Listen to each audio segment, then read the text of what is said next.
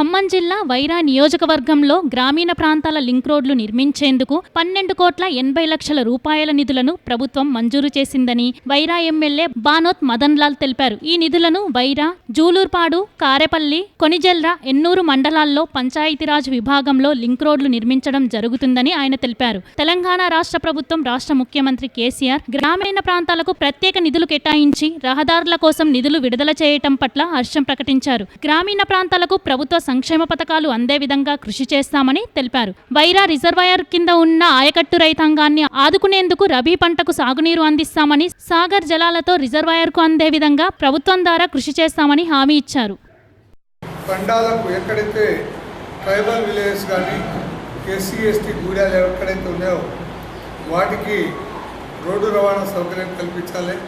దశల వారీగా రాబోయే 3 సంవత్సరాల కాలంలో ప్రతి తండాకు కూడా రోడ్డు ఉండాలి, లింక్ రోడ్డు ఉండాలనే ఉద్దేశంతో మొదటి ఫేజ్లో ఆల్రెడీ మన ఖమ్మం జిల్లాకు 92 కోట్ల రూపాయలు రిలీజ్ అయినాయి. అందులో నుండి మన వైరా నియోజకవర్గానికి 12,87,00,000 రూపాయలతో 16 రోడ్లు శాంక్షన్ అయింది.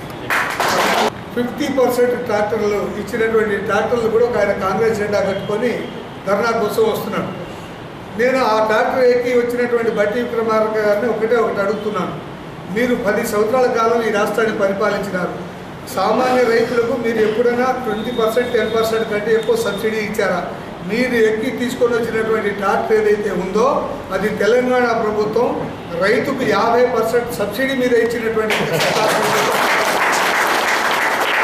కాబట్టి మీరు దయచేసి మీరు ప్రభుత్వాన్ని విమర్శించాము. అది తెలంగాణ రాష్ట్రానికి మీరు ఇచ్చినటువంటి రుణమాఫీ కేవలం 3 కోట్ల రూపాయలు మాత్రమే.